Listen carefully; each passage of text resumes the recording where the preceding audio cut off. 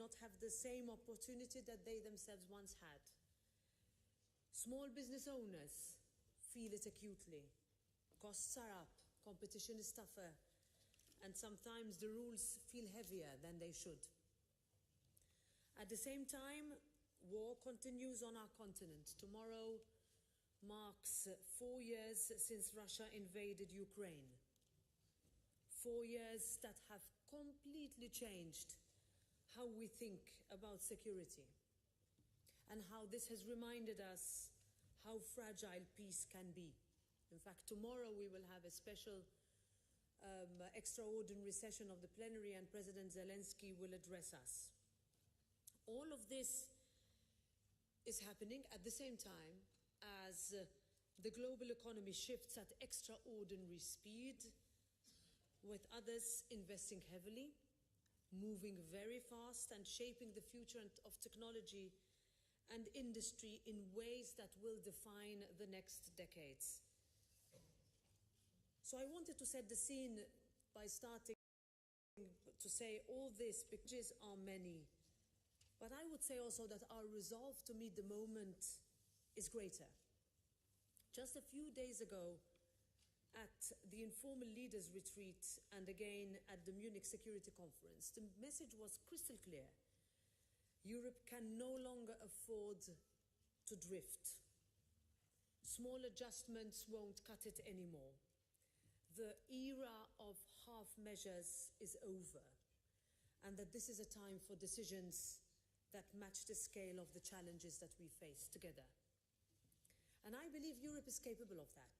We proved it during the pandemic. We are proving it every day in our support for Ukraine, because when we act together, Europe can truly move mountains. Now, in each of these moments, it was our democracies all together that carried us through. It was national parliaments and this parliament taking responsibility, taking sometimes the most difficult, unprecedented decisions when it mattered most. And this week here in the European Parliament, together with you, we can all show once again that parliamentary democracy can deliver. So with that, let me warmly welcome you all to the European Parliament for this 15th European Parliamentary Week. Dear Anita, I thank you and your colleagues at the House of Representatives of the Republic of Cyprus for coordinating this week with us. Anita and I have been friends for years. We have worked together constantly, faced common challenges, have had similar debates, whether in this Parliament and yours, as I can say for all of you. And when on 1st of January Cyprus took on the presidency of the Council, it could not have taken it at a more challenging time. And under President Christodoulidis, and with your Parliament fully engaged, you have provided steady leadership, and I want you to know that we truly appreciate the cooperation we have. Now, this week we are joined by well over 200 participants, including over 120 members from 27 national chambers across the European Union. 8 countries: Albania, Bosnia and Herzegovina, North Macedonia and Serbia, and also from Norway. Each one of you brings with you the experience of shaping national budgets, of scrutinizing reforms, of explaining European decisions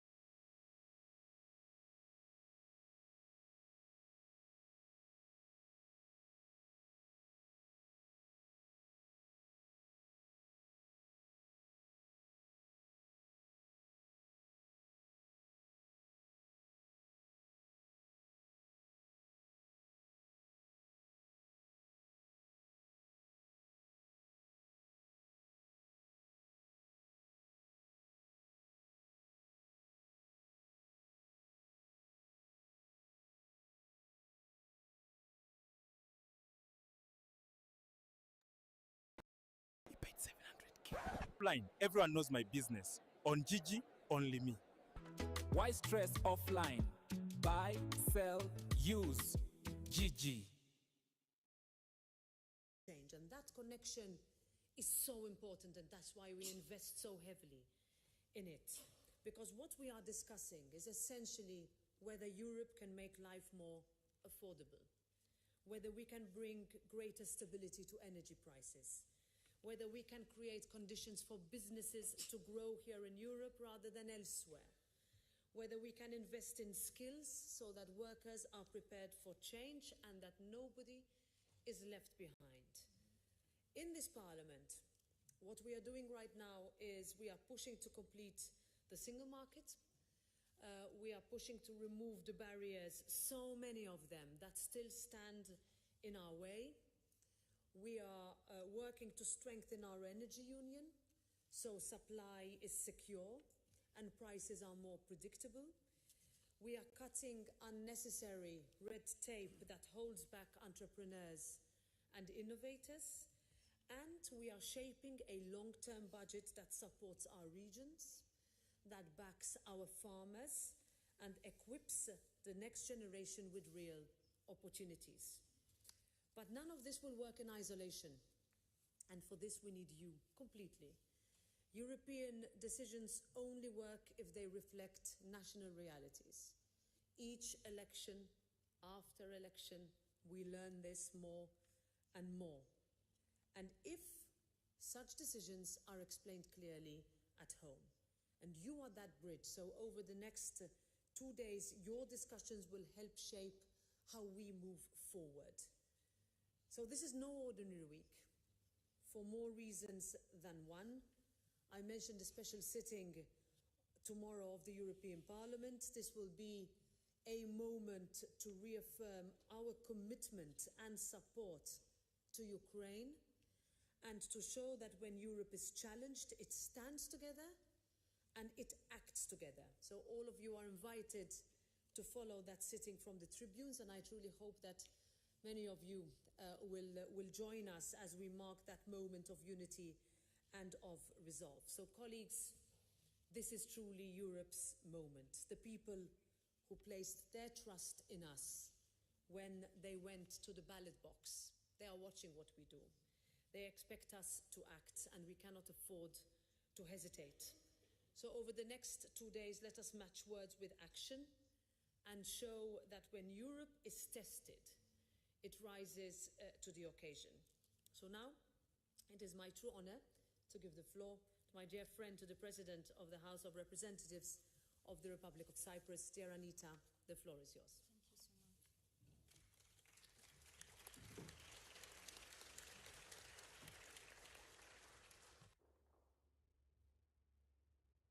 Thank you so much, my dear Roberta, and allow me to extend my warmest greetings to each and every one of you. And you allow me, of course, to speak in my mother language, in Greek.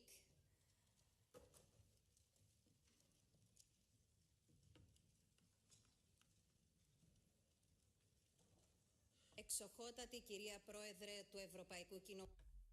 Distinguished President of the European Parliament, good friend to Cyprus, and my personal friend, dear Roberta, colleagues, members of the European Parliament,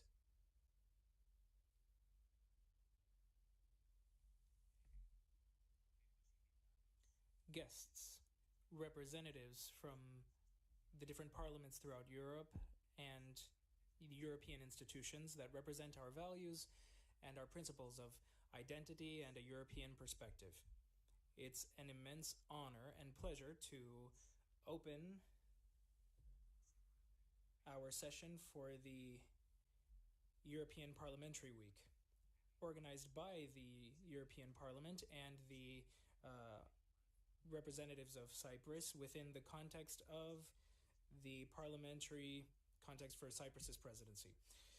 Allow me to thank the European Parliament and the President, my friend, for the close collaboration and hospitality shown to us here in Brussels.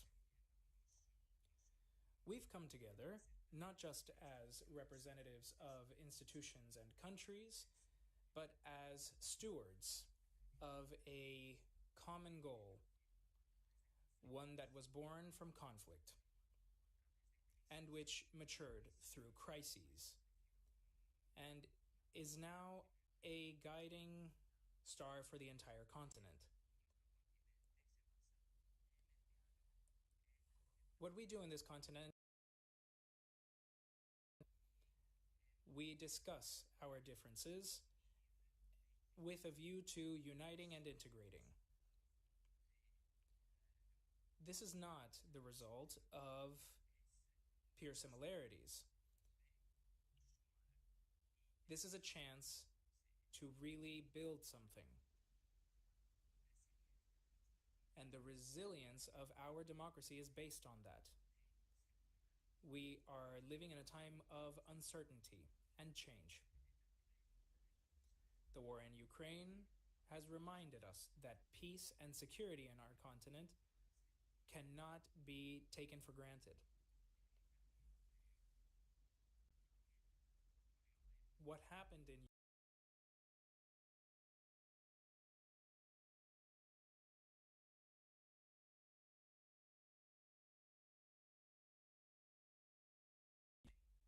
what violations of international law look like, what occupation looks like, what invasions look like. So we will continue to support Ukraine, and simultaneously, we will follow what goes on the international stage. This is not just our resilience that's at stake, it's the unity that we have in what we believe and what we say. The time we're living in is characterized by a flood of information, but not necessarily knowledge. Media, which could support democracy, often acts as a source of false information.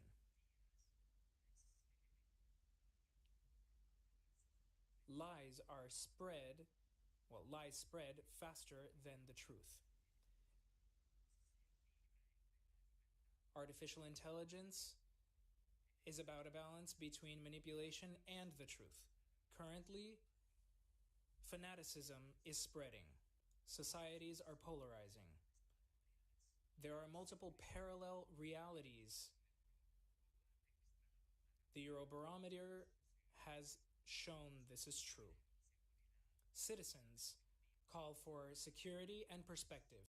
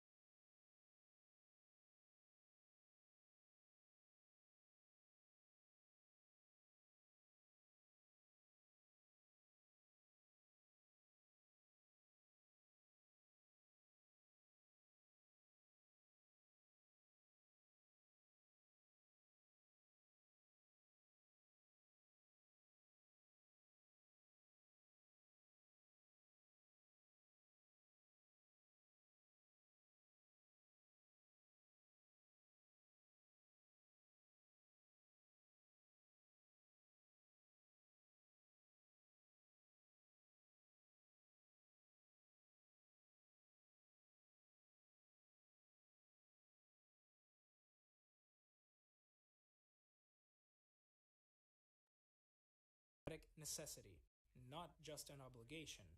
It is only through closer cooperation that we'll be able to mold European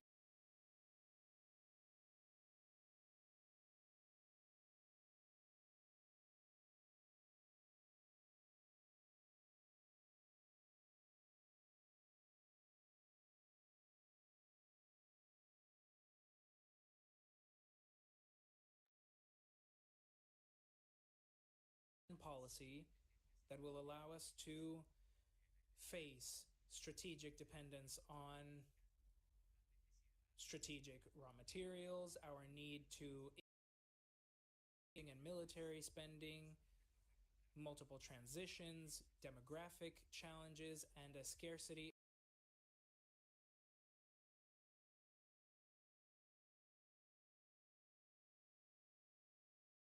of skills, as well as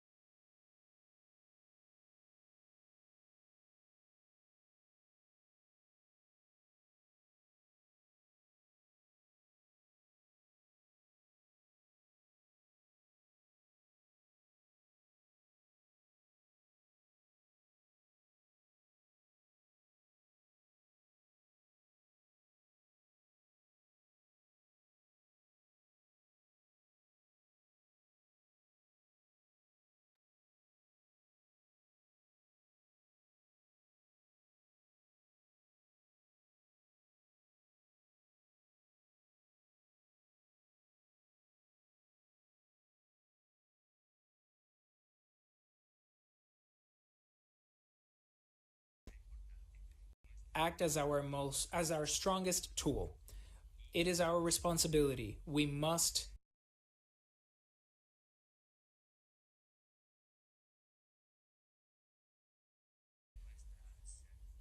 stand up to the challenges that we face. We cannot remain still. We cannot allow polarization and fragmentation to take hold. We must hold space. We have to decide what we will strengthen and what we will leave behind. We must believe in our common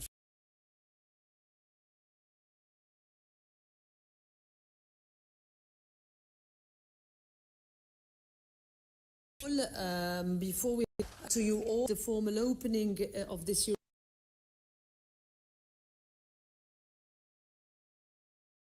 European Parliamentary Week 2026. I'd like to thank all of you members of national parliaments. You will have a lot of discussions also with members of the European Parliament over the next couple of days. We hope to see you, as I said, tomorrow during the solemn session. In a few moments you will move to the 3 parallel inter-parliamentary committee meetings. These will start at 3:30.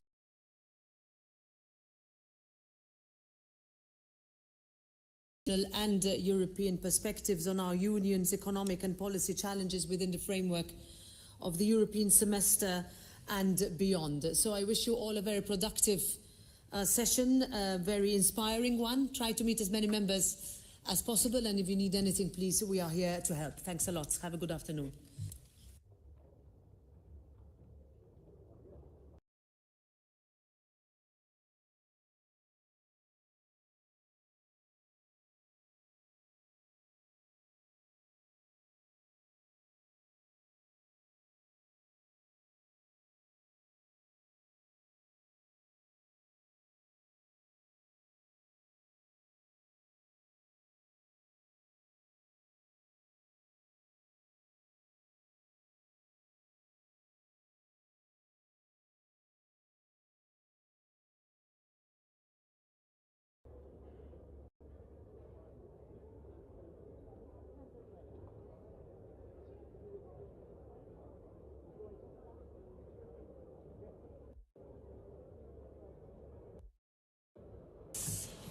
Okay, good afternoon, everybody. Can I ask you to take your seats, dear colleagues?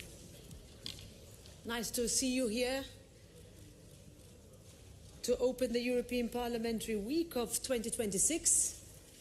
So first of all, dear President Demetriou, dear Anita, dear speakers, dear deputy speakers, dear colleagues, this is one of those moments we are saying in this House, when years from now people will look back and ask, when Europe was tested. Okay, good afternoon, everybody. Can I ask you to take your seats, dear colleagues? Nice to see you here to open the European Parliamentary Week of 2026. So first of all, dear President Demetriou, dear Anita, dear speakers, dear deputy speakers, dear colleagues, this is one of those moments we are saying in this House, when years from now people will look back and ask, when Europe was tested, did we rise to the occasion?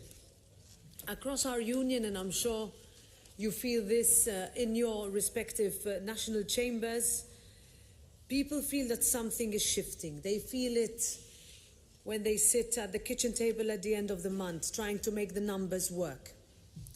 They feel it when energy bills rise again, when rents climb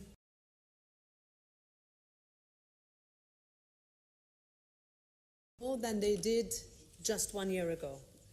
They worry that their children may not have the same opportunity that they themselves once had. Small business owners feel it acutely.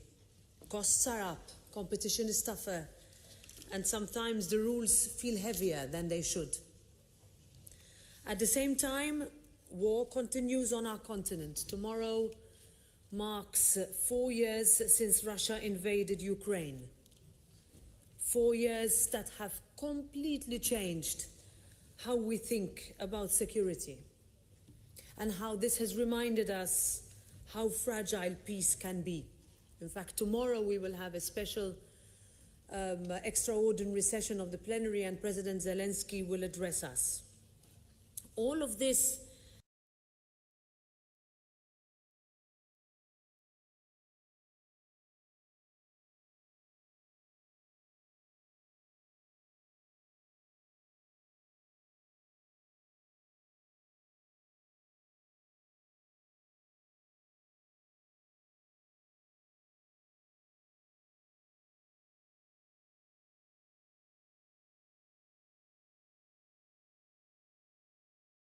in the Democratic Republic of Congo, Nigeria, Somalia, the Syrian Arab Republic, and Myanmar. And these figures